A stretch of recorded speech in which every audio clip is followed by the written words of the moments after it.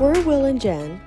Last week, we connected with our fellow allies at the Alliance Rally in Elkhart, Indiana, and got some long-awaited service work done on the RV. This week, we're leaving the rally and spending a few more days in Elkhart. Follow along as we fix our leveling system, get new tires installed on the RV, and play a friendly or not-so-friendly game of tennis. When I see Matt up there at the net, I just want to kill him.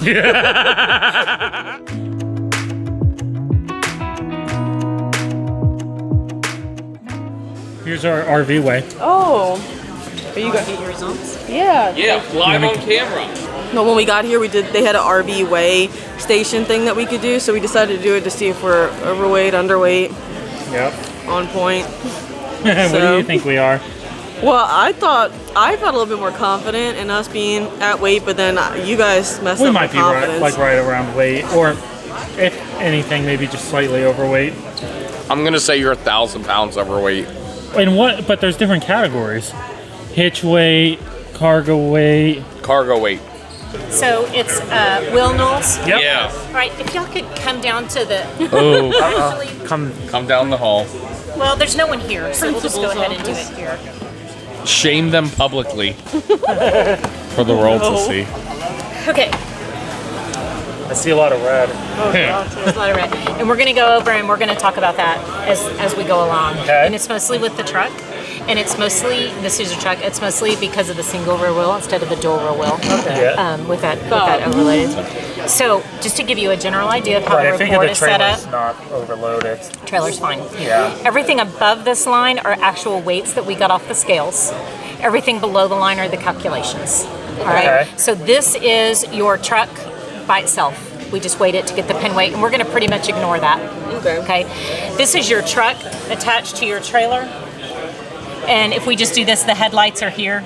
So the truck's moving this way, front axle, rear axle. Okay. And then this is your trailer. That's like the front cap and the hitch is under there. Front axle, rear axle. Okay, cool. All right. So we're going to address the trailer first because it's the easiest. Yeah. All right. So all your ratings look really good on your trailer. Your axles are rated at 6,000 pounds and you're at 4,600 and 5,000. So you have plenty of capacity there. Okay. You're pretty well balanced across here. Okay. Obviously the kitchen is on this side. You can see that that's heavier. You know, your food and your liquids are there. Right. But everything looks good here on the trailer. Okay. Your pin weight on your trailer is 2,700 pounds, and your hitch can take a 40,000 pound downward pressure, so you're good. Okay. Your trailer, 4,000, right? Yes, I'm 4,000. sorry. It's been a really long week. No, you're fine.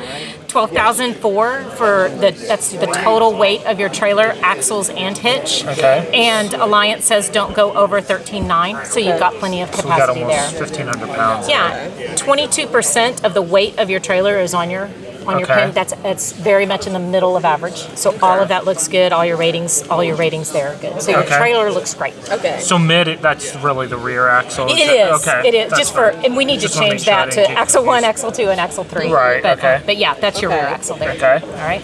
So Here's the bathroom. now, Yeah. so let's see. Everything on the truck is balanced front and back. There's no real issues that could be suspension. So you can see here the issue is the rear axle of the Yeah. truck, and it's over its capacity. What kind of truck do you have? Let's just keep this out so we can see it. CR 2,500. Okay, so it's a GMC. GMC says that you should not go over 6,200 pounds on your rear axle, and you're at 6,350. Okay. So while it's a red number, there might be some things that we can do because 2,700 pounds are going on right directly on top of that axle. So if we can, in the trailer, and we live full time in a fifth wheel, so I know what storage is like in there. But if there's a way to take anything in your trailer and move it back a little bit, it's kind of a seesaw effect. If this is the Right. hitch and these are the if you put stuff in the back, it's going to lighten the front, and that's going to help the rear We're only axle of your truck. 150 pounds off, essentially, right? Yeah. Okay. Yeah. Well, and let's just look at the tire capacity is 31.9. We are over the tire capacity on this Okay. one too, and we'll get to that in a minute. Okay. So there is a secondary issue there. Okay. But if you could move things from the front to the back, that could help. And did y'all, when y'all came, did you have what were your fresh water and gray water. Pretty much empty. Pretty much. Okay, so nothing's really going to change there. Yeah. But just being able to move things from the front to back. Some people, and especially with single rear wheel trucks, if they have the capacity on their trailer, they'll take, like if they have a little generator or something in the front, or maybe barbecue pit or something in the front, they'll put a carrier on the back. If you have a hitch, put that on the back. Moving 50 pounds from the front to the back can almost make close to a 100-pound difference. Oh, wow, okay. So, I mean, that can be significant if you do something like that. We could probably get a cargo thing and move. Yeah. So the reason that we're concerned about this is brakes and tires. And that's a safety issue. So we want to make sure that you can stop when you need to stop and that your tires aren't so stressed that you have a flat or blowout on the road. So when we got the ratings off their stickers, your gross vehicle weight rating for your truck, GMC says don't go over 9,500, and you're at 10.7. So that's about 1,000 pounds heavier. And this has more to do. 1,000, huh? This has more to do with the transmission, the drivetrain, the engine, those kind of components.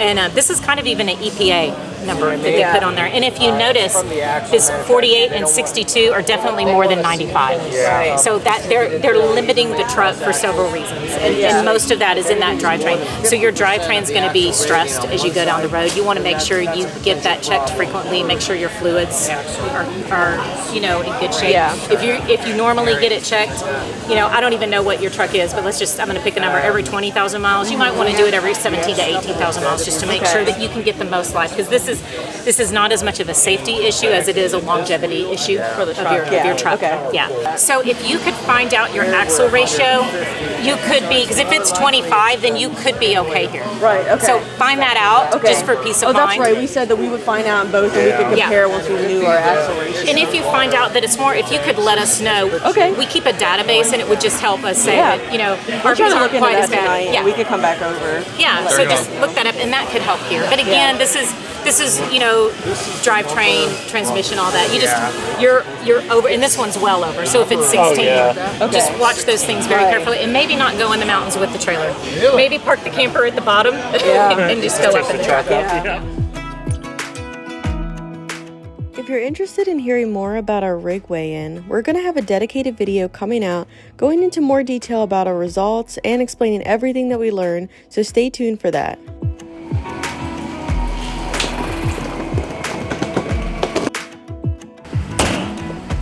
The Alliance Rally ended yesterday, so we didn't get a ton of filming done because we were just doing stuff here and hanging out with people, but we are leaving this morning and actually only going like 30 minutes down the road to Elkhart Campground because this campground isn't the greatest.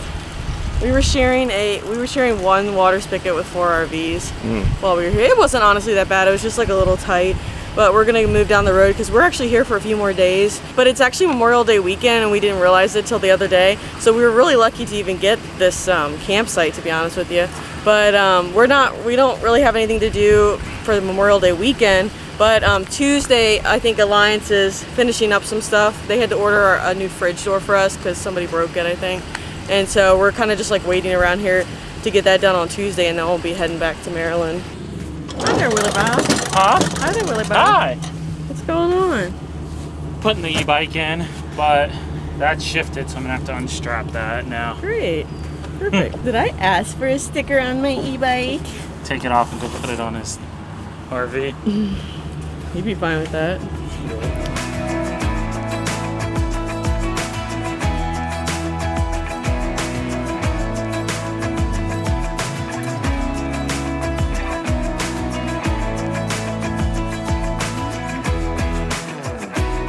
Well, so one of the things that we've like struggled with is getting our leveling system to work, and it worked in the beginning, and then it like slowly like wasn't auto leveling very good. And so for a while now, I've been kind of like leveling it to the best I can manually. Yep. And I had a feeling that it was probably operator error, not something wrong with the leveling system, because it wasn't like nothing was functioning. It's just like it wouldn't auto level. Right. And so I actually learned with the LIPPERT LCI like electric leveling. I believe it works the same way with the hydraulic leveling.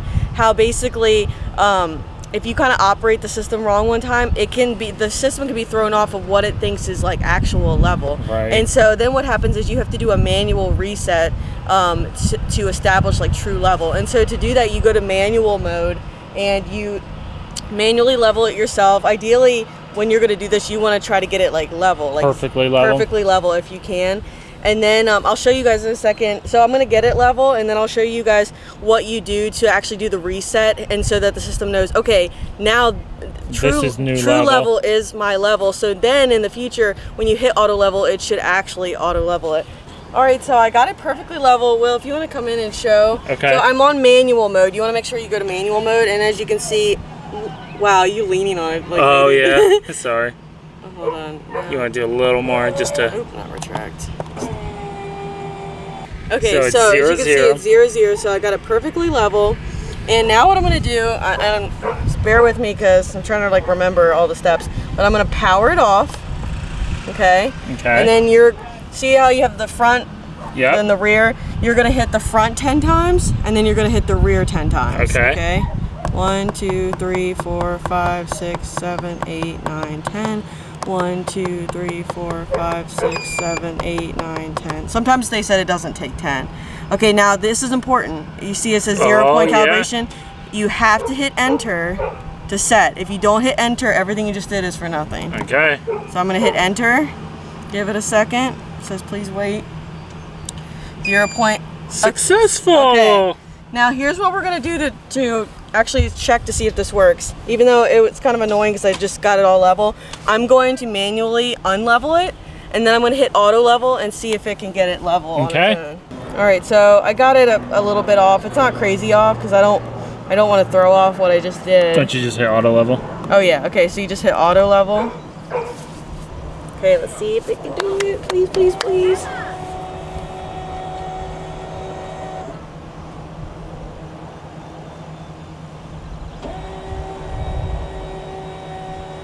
So if you're auto leveling or you're manually leveling and your rear tires are off the ground, if it's an inch or two, he said that's not too big of a deal, but if they're more than that, it's really dangerous because... Oh, they can be an inch or two off the ground? He said, yeah, it's like one of those things, like if you can avoid being off the ground at all, that's the best thing. Okay. But it's more the risk of if you're in the rig and all of a sudden those jacks fail and you come crashing down, you know, an inch or two off the ground, you'll probably be okay. But more than that, it's really, really dangerous. And so you don't ever want to have your rear tires off the ground. So just kind of a safety PSA when you're leveling, because there's been many times where I'm struggling to get it level, and I will get it level, but the tires are off the ground, and so you really can't leave it like so. Right. You know, and sometimes that means you maybe you don't have it perfectly level, but you get it the best you can. So I just want to share that bit of information. So we actually still had an error. It said error out of stroke, which we learned also about some of the error messages and what they mean. And a lot of times with out of stroke, it means that the front jacks are fully extended to full capacity. Which this time I think they're fully not. retracted actually. Yeah. So I think that we probably pulled the pin, and because remember with electric leveling jacks, you're gonna have two parts. You're gonna have the part here that you pull that out and it drops. So we probably shouldn't pull that out as far. Yeah. To allow the front to come down a little bit more. Right. Now, it is very close to being level. I'm gonna. You're gonna just do manual. Yeah, and maybe we'll talk to Alliance about it. Honestly, guys. Probably talk to LIPPERT about it. Or talk to LIPPERT about it. Honestly, guys, part of it is like it probably wasn't a great idea to test it by manually unleveling it, because I think quite honestly, manually leveling it is what slowly gets that 0 point off. So it's almost like we should get it back to level. And then next time next time when you get to a location and you're like setting up, then hit the auto level test, because see if it works. Yeah, because you don't like, again, I think doing that repetitively is what slowly gets it to where its 0 point is off and it doesn't know really what true level is. Okay. There also, I'm not going to get into all of it because that's why you guys should go to the class. But if you're having problems with your leveling, the issue isn't always what I'm showing now with the 0 point being off. You also, in the front and the back of your rig, you have these sensors that are up under there. So for the front, I believe it's in the front storage in a fifth wheel. In the back, it's under the rig, and those have to be oriented correctly for it to, as a sensor to determine level. So sometimes like those can like come off, or Gotcha. sometimes if they could even be installed backwards. Some manufacturers could mess up and install it backwards because they'll have arrows like that they want to face to the front. So if they're facing backwards, then the sensors determining what's level are totally off. So it's not going to be able to level. So there is more to look into. And if you guys go to that class with Lippert, you learn about all of that. But this is kind of like the first step. This is the most likely culprit. If you're not actually having like issues with jacks coming down, that's a more complex problem. If you're just having problems with auto level, this is probably your first step you want to try. And then if that's not working, then look into some of those other things. And then if you can't figure it out on your own, then it's like, okay, maybe we have an actual problem and we need to talk to Lippert about it. Okay. But I'm just gonna level it myself, and then we'll update you guys when we go to the next campground. We'll try auto level again and see if we can get it to work then. Cool. So we've been enjoying some downtime here at the Elkhart Campground, just relaxing, getting some work done after the rally. And in a second I'm about to head over. Will and Matt are over at the pickleball court here, and we're not gonna play pickleball, we're gonna try to play tennis, even though it's not like a regulation tennis court, but I do have my rackets. Now Matt and I both played tennis in high school, and Matt is not shy about telling everyone how good he is at tennis, which I do think he's gonna beat me, but I'm gonna use the fact that it's not a real tennis court as my excuse if I lose. So I'm about to head over there. They're already over at the court. I've been carrying my old rackets around in the RV since we got it, and this is the first time I'm actually using it. Going down, Jen. You ready to be euthanized? Got your sports shoes on? Yeah. Did you film yourself putting your hair in a bun? With dramatic music? Yeah. No. Sweatbands? So. You know what I just realized? I think I have my old tennis shoes in my bag too. Let's You're gonna need them. See, my tennis shoes are all worn down because I use them. Well, this is my second pair. I didn't wear them that much before I stopped playing. Well, somebody was a little better at tennis than the other. Right. I also told them that you have no problem talking about how great you are at it. Here's what I will say. I did play tennis with Andrew Steele about a month ago. Shout out to Andrew Steele. And do you guys know that country song? Jen, I don't want to get you demonetized, but I ain't as good as I once was. But for those of you who don't know, let me educate. I'm as good as I once was, which isn't that good. Let me educate. So I've always been short and stout. Obviously, I'm a lot more stout, obviously. But I have really good hand racket coordination. And so back in the day, I went undefeated senior year. I won counties and I won districts in this back in Maryland, and I made it to the state championship. And then guess what happened, Jen, at state championship? State championships is a different level. Yeah. But I was really good at tennis growing up. Here, you're getting the Wilson. Where's the balls? We're just No, I got them. We're just like volleying today. That's about it. Yeah, these balls have seen better days. Right. Those balls are like 10 years old. Right. Hang on. Let me hold my phone. I don't want to pull my back out. But used to be like. Oh man.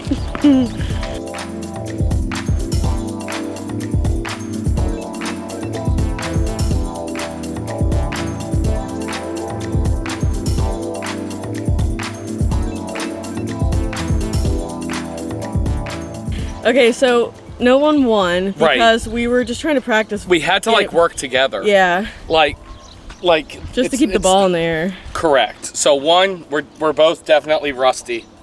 But two, the type of court. It's very hard to gauge where you should be standing because you subconsciously use the lines as your marker. It's more like we were playing ping pong together. And when we were at Furion, like, once somebody could score, but then you'd have to walk and go get the ball. Right, and that's annoying. Right, and so it's more like we're trying to play with each other. If you guys see, I'm more cutting the ball just to, I'm not hitting the ball, I'm returning the ball, if that makes sense. Which I'm trying to do, but I'm not, because if I, with me, when I return, I just lob it up. Right, and tell America, like, what happens, like, when you see like a nice juicy mid lob? So Matt and I are very competitive, and like my brain can't help it that when I see Matt up there at the net, I just want to kill him. That's so fun. No, but it's like, true. He literally, like, just a couple shots ago, like, I saw him coming up to the net, and I had a perfect angle to go past him over to the corner. And so you came running up to the ball, and you went? And then I kerplunked. Kerplunked. So it's Sunday afternoon at 4 p.m., so I'm watching the latest episode of Will and Jen, and it's when we're at Universal Studios. And I'm watching footage of the Hagrid's Magical Ride. And I had to ride the motorcycle because I'm a fat cow. And I couldn't fit in the seat. And so Jen had to ride in the seat. And like watching this, like, gave me deja vu of how awesome. Great, thanks like, for sharing. Like when you're riding, like, I don't know if I explain it in the video, I gotta keep watching. But like you feel like, cause there's all these we got to go back to Universe. I'm sorry. Right. That's what I'm trying to say. Was there a single rider line for that one? Probably. We might not have said. I'm watching the video now, but like we were in the front row, which made it. Oh, even I forgot to tell epicer. people that in the video, actually. Yep. So I'm sorry, Jen. It's okay. All right, we're back over at Alliance today. Yeah. They're finishing up a couple of those things that we couldn't get done before the rally. Mostly the fridge door. And they had to order it, and then the closet door, they fixed it, but I think it just stripped too bad. I think the screw hole was stripped. But then, yeah, exactly. But then Ab said he had a little gift for us too, so we're here to get that too. Should we tell him what it is? Yeah. We are getting all new Goodyear tires put on. Avenues are going to start coming with Goodyear tires standard. Nice. So he wanted to give us a set, and just kind of. Yeah, people are really requesting them. They were, yeah. They listened, and now they're doing the Goodyears. That's right. It's exciting. And I was just telling Will, we already talked to Austin, like our service manager or whatever. But Alliance, when you come to Alliance, it's almost like when you go to Chick-fil-A. Nice. Like they're so nice, and it's just like, how do you get like such nice people to like work and be so like happy about their job? Right. No, that's how they are. Like, my pleasure. Yeah, exactly. So we didn't know what it was going to be like today. Like if they needed us to drop it off, and then we would have we could stay here or have to like leave and come back if it was going to be a while. And I think that they're like literally like we just pulled up here, and they're about to put the tires on, and he's like, and then we're gonna put the kitchen slide out while we're sitting here, just so that they can install the new fridge door. Like they're gonna do it all like right now, so we pull up and then we can just pull away. So we're not even gonna unhook or anything. I don't think. No, I don't think so. Yeah. So that's actually really nice because we were gonna have to go back to the campground and like all just hang in Matt's RV, which is kind of small for all three of us and 3 dogs. Right. So this will be good, and then we'll just take it right back. We like unhooked everything at the campground and just like left the sewer hose and water thing there. So as soon as we pull up, we could just reattach it. We didn't pack everything up. Right, exactly. So, but yeah, so they're getting it all done now. He's already started. Back at Elkhart Campground. Yeah, so we just finished all the work at Alliance, and we're testing auto level. Jen, you did it! Yay, auto level success. Oh man! Oh, it just changed. It just because it finished, but it said auto level success there. This was our first test of like seeing if the auto level would work again after I did the 0 point thing. So truthfully, guys, the auto level has not been working for probably 2 or 3 months. We've been doing it manually because we messed it up. And that's what's so cool about the owner class is it's not only like fixing, but it's just like preventative. And like, because there were things that we were doing wrong that caused it to go out of level. Mostly manually leveling. Right. Or I think like one thing I learned is like you raise the jacks up so that you can pull your truck away, and then we were adjusting the jacks before we hit auto level, and you really like you adjust the jacks to pull the truck away, and then you should just hit auto level from there. You shouldn't mess with the front jacks first. Right. And then also by doing that, there's a feature with like the auto hitch height. So if you have this at the level to disconnect your truck and then you hit auto level, it'll remember what that height was on the front jacks. So then when we go to leave the campground, we should be able to hit auto hitch height, and it'll raise the jacks to what it was for the truck, and we should be able to pull right in pull the truck that's cool. back pretty easily.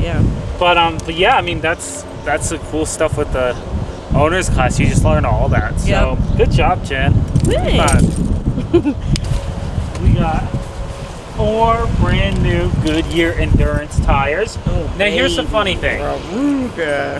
Here's the funny thing is that the tires that we had that Alliance used to put on it before were actually a higher rated tire, but these came like recommended, what would you say, but customer feedback basically. Yeah, everyone was requesting the Goodyear Endurance. Yeah, apparently they're like some of the best, and people have had really good luck with them. So I think the quality is good. The rating is a little lower, so we'll see how they do. We got the fridge door fixed. The main door needed a little adjustment, so they fixed that. It was kind of one of those where we're gonna see how it does, and if it's still a little off, we can always get a new door. It's not like that. It's just like a little harder to close it than it should be. But so they made adjustments. We'll see if that works, and if not, we can get it fixed down the road. It's not too big of a deal. Yep. Yeah, the fridge door ended up being a bigger pain. I was actually like helping them with it because like they sent the door, but they didn't send the control module, and the control module didn't just pop out. We had to like hit it from the back. Oh, which means we had to so rip where you like the change the apart. temperature and all that. Yeah. Dang. So that was kind of funny, but we got it done, and it works. So, the guys at the service center, they're so nice. They are great, and that's the cool thing with Alliance. Is like Alliance is always there to help you solve your problems, because truthfully, like, I don't want to give the wrong idea. Like, don't treat Alliance as like your service center. But we came to them, and I called them because we were having this slide issue, and it was just kind of one of those like, hey, we were at the dealership back in like March or whatever, and I think it was the end of March, and you know, the dealership wasn't able to get it fixed. They were struggling to understand what the issue was, and I called Alliance, and I'm like, hey, I don't know what to do. This slide's really concerning me. You know, we're in Florida now. We're going to Georgia, then South Carolina, then Maryland, then Tennessee, then the rally. It's like we're not going to get back to the dealership. You know, we got all these trips planned before that. Yeah. And they were like, well, hey, when you're here at the rally, bring it by, and we'll take a look at it, try to fix it. And, you know, obviously they fixed all the other stuff too. And that wasn't like, hey, us calling in a favor. Like, they'll do that for anybody. But again, just don't take advantage of it. Yeah, you know, it's not your service center. Still try to go through the dealership. They don't have the resources to like service all the Alliances out on the road. But you know, when like in those cases when you like really need it, or it's just like, you know, maybe it's hard for you to get in for service because of your route. Like, they're there to help, and they're so nice and accommodating, but just don't take advantage of it. Exactly, and sometimes it's not always going to be, hey, bring it up to Alliance, but, you know, maybe they'll tell you another dealership to take it to, or they'll get a mobile tech for you. Yeah. So it's just, you know, there are resources there for you to help solve the problem, just like LIPPERT is, you know, with the balance between them. And because we had, since we've been in Elkhart, we've had LIPPERT come out when we were at the rally. LIPPERT was coming out, not just to us, but to tons of people there. The LIPPERT mobile techs were there helping to just fix LIPPERT products on units, and then Alliance is, you know, fixing some stuff. So they're two great resources. They are. They you probably really have tons of LIPPERT, whether you have an Alliance or not. So and LIPPERT, my understanding, don't quote me on this, I don't know exactly how it works. You'd have to call the customer care team. But I think they actually have like mobile techs in different areas for like those high level issues. Yeah, because wasn't there one in Florida? Yeah, and I don't know exactly how it works. Like, do they just, they might go to like different dealerships to help with the high level issues, or they might come to you personally. I don't know, but that's a customer care, customer experience question. So we're just getting hooked back up here, and then our friends Venturesome couple are actually, we had dinner with them last night at the fairgrounds, but they're moving over here today. They had some work done by Alliance today too, so we saw them over at Alliance, but they're about to come over here, so we might chill and do some stuff tonight. But yeah, we're just gonna get all hooked up and set up and grab the doggies. Sounds good.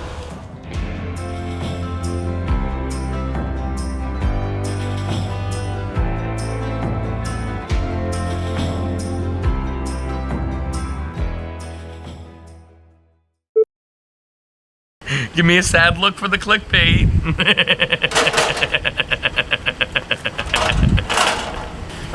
It's more. You want to just roll this into the trailer for now? No, I want to finish my line. No, let's just... I have a problem.